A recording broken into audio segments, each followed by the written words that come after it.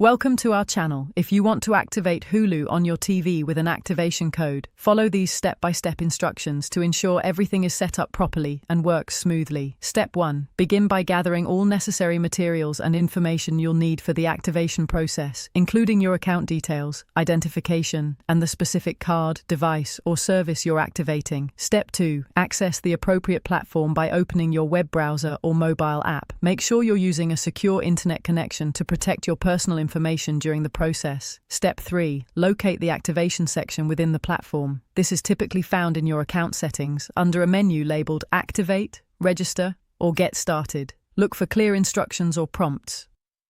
Step 4. Enter all required information accurately, including card numbers, serial codes, or account credentials.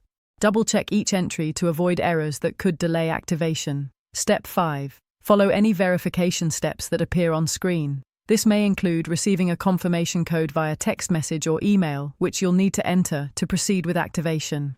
Step 6. Review all terms and conditions carefully before accepting. Make sure you understand any fees, limitations, or usage policies that apply to your activation. Step 7. Complete the activation by clicking the final confirmation button. You should receive an on-screen message indicating successful activity.